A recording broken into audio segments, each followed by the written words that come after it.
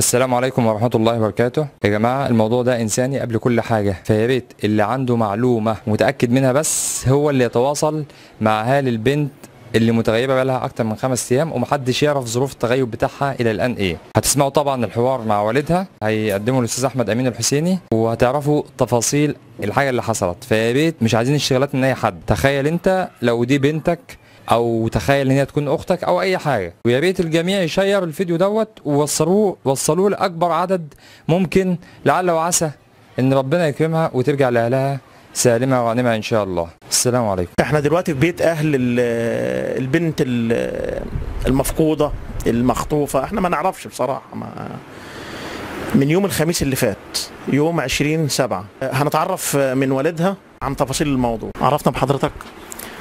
أيوب صلاح من الشغمبة، مركز بلبيس. بإذن الله العنوان وأرقام التليفونات هنسيبها على الشاشة، وصورة البنت بإذن الله. اسمها فاطمة. اسمها فاطمة أيوب صلاح أيوب. يوم الخميس صح؟ يوم الخميس اللي فات 20/7. يوم الخميس أنا جيت من شغلي، ما لقيت الدنيا ضيقة. لقيت طبعا في كانت رايحة درس أو تحجز درس حاجة زي كده. للدروس. تمام. طبعا لقيت الدنيا الوضع مش طبيعي في البيت، حماها قاعد وحماتها قاعدة وأمها قاعدة. تمام. هي 16 سنة. من 16 ل 16 ونص، هي داخلة تانية ثانوي. حماها قاعد وحماتها قاعدة وأمها. مكان الدرس اللي كانت رايحه له عم ايوب، لما رحت سالته او وصلت ولا ما وصلتش؟ هي كانت راحت حجزت عند المستر صلاح في صندناهور الصبح. تمام. وجت. تمام. صندناهور دي قريه جنب القريه بتاعتك؟ قريه جنبنا. راحت حجزت وجت. تمام. وزي ما تقول كانت راحت تشوف النتيجه بتاعتها، تشوف ايه بالظبط في المدرسه دوت. كان هي مع نفسها، يعني انا كنت مديها مطلق الحريه وكنت مصاحبها. تمام. امها كانت مصاحبها، اخوها كان دايما في لاتش مع بعض وهزار وبتاع كده، يعني كان المولودين فوق راس بعض دول دايما ايه. تمام. بيناقشوا بعض وبينقروا بعض. راحت البلد اللي هي صندنهور ورجعت. راحت صندنهور وجت على البيت ولا؟ على البيت. جت على البيت تاني. وبعدين راحت تحجز عند درس تاني. اتغدت مع اخواتها وقعدت معاهم شويه، وامها ماشيه راحت تقضي مصلحتنا هي واخوها. قالت لها انا رايح احجز الدرس في بلبيس بعد العصر. الكلام ده طبعا الحاجه مشيت، امها مشيت العصر، وهي طبعا بعد امها ما مشيت بعد العصر على طول. فاطمه كانت متعوده بتمشي مع لها بنات بتمشي معاها ولا حاجه ولا؟ كان في بعض بنات بتمشي معاها وفي بعض بنات بتتردد عليهم. اليوم دي كانت لوحدها. في اليوم ده كانت لوحدها. الدرس اللي رايحه له تحجز عنده وصلت؟ ما وصلتش. ما يعني لما رحت سالته قال لك ما جاتش؟ لا ما وصلتش. دي كان بدايه معرفتكم بالموضوع؟ دي كان بدايه المعرفه بالموضوع. طبعا لما عرفوا كانوا عرفوا بعد المغرب او المغرب. جم الحاجه جت من المشوار اللي هي فيه. احنا اي نعم فلاحين، وكل واحده في غياب جوزها بتبري مصلحته. وبنجري وبنتكفى عشان خاطر عيالنا. ما يلزمناش من الدنيا غير ان احنا نسطر عيالنا. كان معاها تليفون؟ كان معاها تليفون عده صغيره عاديه، يعني الخط كان شغال يعني. اتصلتوا بيها طبعا مقفول. طبعا جم اتصلوا عليها تلاقوا التليفون مقفول. لما جيت تلاقيت التليفون ما انفتحش ولا مره؟ لا لا لا. لما بيفتح المفروض بيديكوا رساله ان هو. لما طبعا لو فتح التليفون بتجيني رساله الرقم اللي اتصلت بيه متاح. في حد اتصل بيكوا او حاجه؟ ما فيش غير واحد اتصل، قال بنتكم في حته اسمها متربيعه. متربيعه ديت قريه تبع بلبيس؟ متربيعه البيضاء. قريه جنب بلبيس. فطبعا التليفون لما جه الغريب اتعلق في قشايه. طبعا. طبعا عمامها واخوها وابوها جريوم. طبعا انا عارف ان الشارع كله ما بينامش والمنطقه كلها ما بتنامش بسبب الموضوع ده. انا يعني الناس عارفه الموضوع ده وانا عارف. الله يكون في عونكم يعني، وربنا كله بيجري. طبعا حرقه القلب وحشه. والبني ادم مننا لما يكون ضنا غايب عنه، سلامة ان شاء الله، وبالذات لما تكون بنت زي دي طبعا في السن ده. ان كانت نضجت جسميا فهي ما نضجتش عقلاني عالي. طبعا البنت كل الموضوع رجلها شايلاها. هي جسمانيا ناضجه، انما العقل دوت عقل صغير، عقل عصافير. رحتوا المكان اللي قال لكم عليه في متربيعه؟ رحنا طبعا بعد الاتصال ما جه. واخواتي ردوا عليه، فبقولوا له سيب البنت احسن عيب كده وبتاع. قال لهم انا ما اعرفش حاجه عن الكلام ده. رجعوا اتصل عليه تاني من رقمها؟ لا، من رقم غريب. يعني الرقم اللي اتصل بيكم مش رقمها؟ لا يعني مش رقمها. لا يعني ما يثبتش ان لا، من رقم، يكون واحد بقى من خلال من رقم غريب عرفت ان انتوا نزلتوا منشورات على الفيس الله اعلم للبنت بقى، وكده، دي اشتغالات الله اعلم بتاع، بيلعب باعصابكم يعني. فالمهم اتصلوا عليه الاولاد اخواتي. قال لهم انا ساعه كده وهسيبها. لما قرصوا عليه في الكلام قال لهم ساعه كده وهسيبها. لا حول ولا قوه الا بالله. طبعا ساعه كده وهسيبها، مين عنده عقل بقى يستنى؟ مين عنده عقل يقعد؟ فين بقى انت عارف ان اختك في المكان دوت، عارف ان بنتك في المكان دوت، اخوك بنت اخوك ديت بنتك، ما طبعا ان مفيش حد اصلا يرضاها على ان اتصرفت اي تصرف، يعني بنت اخوك دي بنتك، ان اتصرفت اي تصرف في الوقت ده مفيش حد يلومك عليه. طبعا جرينا الكلام ده كان يوم الخميس نفسه؟ الكلام ده كان يوم الجمعه. تاني يوم يعني؟ انت من يوم الخميس ما تعرفش مفيش حد اتصل ولا اي حاجه؟ الكلام ده كان يوم الجمعه. طبعا كل واحد كان بيجري في مشواره وبيجري في شطيط، واللي بيدور النحادي واللي بيدور في الرشاشيح واللي بيدور في الاراضي واللي بيدور في المسائي، كله كان بيدور، ما فيش حد قاعد، ما فيش حد بينام 24 ساعه 48 ساعه لحد دلوقتي ما فيش حد بينام. في حد اتصل تاني بيكم؟ في واحد اتصل على اخويا، ما تعرفش بقى بيلعب باعصابنا نظامه ايه بالظبط، قال لك ده انا نقصتها من ايد بتوع الاعضاء. بس عايز 30,000 اعضاء، يعني اللي هم تجاره الاعضاء اللي هم تجاره الاعضاء البشريه. بس عايز 30,000.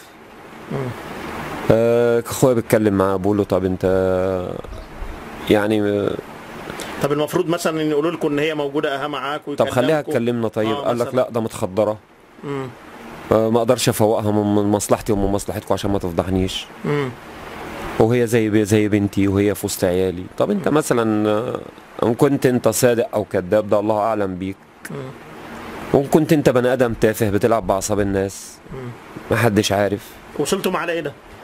دوت قال لك اخد 30,000. فاخويا بقول له 30,000 كتير، وبعدين انت بتتكلم في دوت مش منطق. 30,000 دوت مش واحد بيطلب دية بنت او دية بني ادم ابوه محروق عليه. قال لهم هاخد 10,000 وتقابلونا اديها لكم. قال لك فين ولا ما 1000 المرج. مرج القاهرة. 1000 المرج. فطبعا لقينا الحوار مش ما رضيش طبعا، مش منطقي، لا يخليكم لا رضي يخلينا نكلمها ولا رضي يصوبعت لنا صورتها، يعني مفيش دليل ولا رضي يفوق. لا مفيش حاجه من دي خالص. مفيش دليل يثبت صحه كلامه. فلحد دلوقتي طبعا ضابط المباحث انا رحنا له مشكورا، والراجل بلغناه. فالراجل بيقول لي انت نشرت صورتها على النت. قلت له صورتها منتشره. قال لي دي اكبر غلطه عملتها، لان هيجي لك اشتغلت كتير والراجل مشكورا متعلق باشياء، ما انت ممكن حد يكون عارف معلومه وما يعرفش دي تبع ايه ولا. الراجل مشكورا يعني بيبذل كل جهده. سواء عم ايوب، احنا دلوقتي يا جماعه الغرض طبعا احنا عايزين نوصل رساله دلوقتي. اول حاجه ان الناس تدعي ان هي ربنا يردها سلمى لاهلها وكل واحد عنده ابن او بنت عارف اللي احنا بنتكلم فيه. دي النقطة الأولانية. النقطة الثانية، ممكن حد عدى عليه الموقف، شاف البنت في مكان، عارف حاجة، يعني المعلومة بتوصل. ويا ريت اللي عنده معلومة بجد، يعني مش حاجة اشتغالة. طبعا أعصاب الناس ديت مش لعبة إن حد يلعب بيها، كفاية اللي هم فيه يعني. ودي حاجة يعني بنطلب من ربنا إن مفيش حد يقع في الموضوع ده. الحاجة الثانية، المنطقة اللي احنا فيها حالات خطف حصلت قبل كده مشابهة للموضوع ده، وفي بنت في بلد جنبكم دفعوا لها 100,000 جنيه ورجعوها، وحالات خطف 2 برضو من بلد برضو تانية، عيلين صغار برضو. يعني الموضوع منتشر في المنطقة دي، ورجعوا الحمد لله بالسلامة. دي ورجعت ودي رجعت، وإن شاء الله بنت عم أيوب بإذن الله ترجع بالسلامة. اللي بنتكلم فيه دلوقتي إن كل ده بيجي من معلومة. أنت دلوقتي لما المجرم اللي عمل كده ممكن يلمح حاجة فيعرف إن الدنيا مش ساكتة. فأنا طبعا لما عملت المحضر بالليل يوم الخميس بالليل، ضابط المباحث ما تاخرش عمل لي المحضر. تمام. طبعا ما اجلنيش عشان خاطر دي ظروف بنت مش ولد. تمام. ما كنتش اعرف معلومات تانية وصلتني تاني يوم. تمام. تاني يوم عرفت ان في ان البنت جالها اتصال تليفوني ان هي تفركش الخطوبه بتاعتها يا تختفي عن البلد. رجع جالها اتصال تاني انا صورتك وهشير صورتك وهنزل ورا صورتك لناس وتنزل تشوفك مره واثنين وثلاثه وبعد كده تخفيكي من البلد. بلغت المباحث بالموضوع ده؟ طبعا بلغت رئيس المباحث بالكلام ده. نظام برضو بكلمته بالبق كده. مش محضر رسمي. مش محضر رسمي.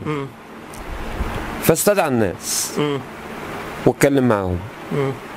طبعا ما فيش واحد هيعمل حاجه ويقول انا عملت. والله اعلم برضو بالظروف.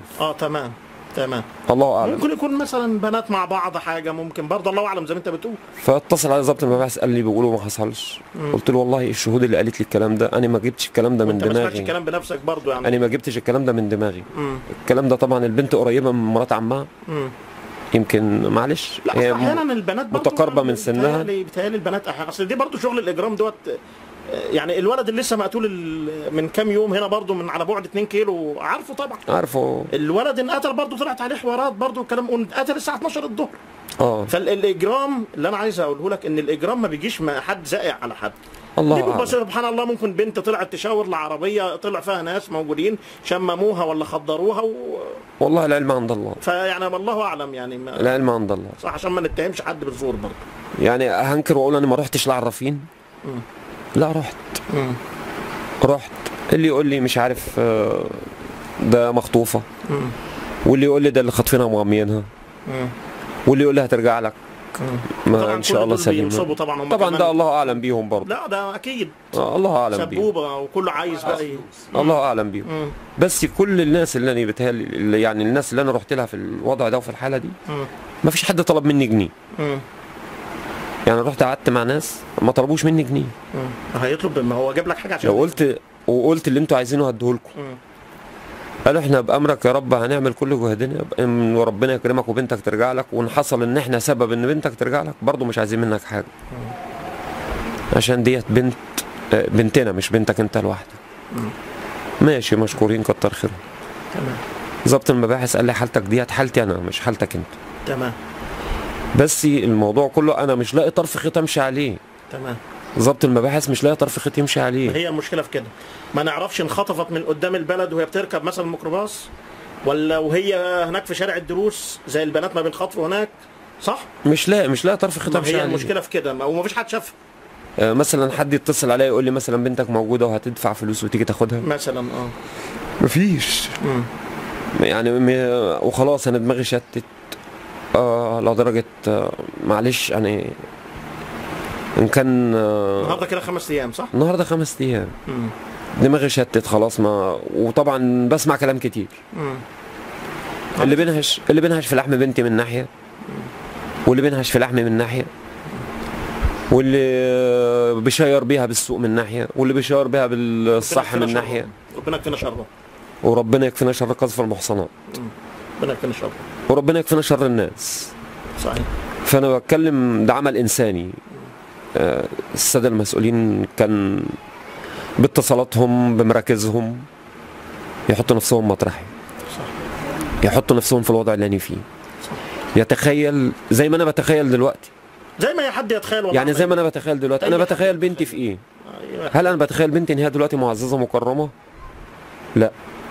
هل بتخيل بنتي ان الناس اللي هي معاهم او مش معاهم ما قطعوش لحمها وقطعوا جسمها وقطعوا دمها بعينيهم؟ ان شاء الله تكون سليمه باذن الله، باذن الله تكون سليمه. بتخيل ان مثلا لو الناس ديت خاطفينها وحاجزينها في مكان، دي بنت وان كان معاها خاطفينها 2 شباب 3 شباب 3 رجاله 4 رجاله، الله اعلم بالظروف، ما حدش منهم وهو معدي وبيبص لها كده قطع لحمها بعينيه وقطع وشها وقطع جسمها بعينيه.